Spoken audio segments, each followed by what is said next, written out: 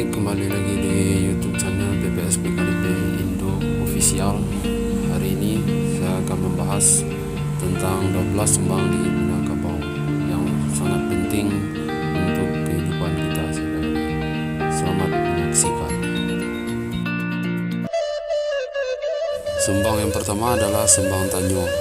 Dalam bertanya di Minangkabau, jangan terlalu memuji dalam mengajukan pertanyaan kepada seseorang, dan bertanyalah secara baik-baik dan secara jelas kepada orang yang kita ajak untuk berbicara dan untuk ditanyakan, karena setiap pembicaraan kita akan menilai kepribadian kita sendiri. Yang kedua adalah sumbang Karajo, yang mana di sini menempatkan kedudukan seorang perempuan bekerja di keadaan yang ringan serta yang tidak rumit, dan segala kerjaan yang berat diberikan kepada kaum laki-laki, dan tidak ada ibaratnya untuk pilih-pilih kerja di dalam Minang. Apapun pekerjaan itu yang harus kita selesaikan. Yang ketiga adalah sumbang makan. Dalam makan kita jangan berdiri, nyampang makan dengan tangan, genggamlah nasi dengan ujung jari, bawa ke mulut pelan-pelan, jangan membuka mulut lebar-lebar ketika makan, dan ketika memakai sendok hendaklah dengan tenang dan jangan tergesa-gesa, karena akan membuat kita tersedak. Yang keempat adalah sumbang jalan. Ketika berjalan, perempuan Minang harus berkawan, paling kurang dengan anak kecil. Jangan berjalan tergesa-gesa, apalagi mendongkak-dongkak. Jika berjalan dengan laki-laki, berjalanlah di belakang. Jangan menghalangi jalan dari seseorang atau siapapun yang ada di depan kita. Yang kelima adalah sumbang duduk. Duduk yang sopan bagi perempuan Minang adalah bersimpuh, bukan bersila. Bersila adalah sikap duduk dari seorang laki-laki, dan mencakung dan menegakkan lutut. Ketika duduk di atas kursi, duduklah dengan menyamping, rapatkan paha. Jika berboncengan, jangan menyangkang, karena itu tidak sopan dalam adat Minangkabau. Yang keenam adalah sumbang Bagawu. Jarang bergaul dengan laki-laki jika hanya diri sendiri yang perempuan. Jangan bergaul dengan anak kecil apabila ikut permainan mereka. Berialah lidah dalam bergaul, ikhlaslah dalam menolong agar senang teman dengan kita, dan intinya adalah tolong menolong dalam pergaulan. Yang ketujuh adalah sumbang Tagak. Gadis Minang dilarang berdiri di depan pintu atau di tangga. Jangan berdiri di pinggir jalan jika tidak ada yang dinanti.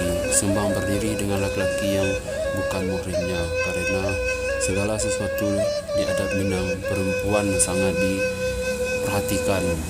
Tapi tidak perempuan saja, setiap perilaku orang Minang, segala sesuatu yang mulai berdiri akan diperhatikan oleh nenek mama dan orang sekitarnya. Yang kedelapan adalah sumbang Cadiak. Dalam tertib seorang perempuan Minang ketika suka menentang pandangan lawan jenis, alihkan pandangan pada yang lain atau menunduk dengan melihat ke bawah. Dilarang sering melihat jam ketika ada tamu. Jangan suka mematut diri sendiri, karena hal tersebut akan membuat tersinggung orang lain. Yang kesembilan adalah sumbang pakai.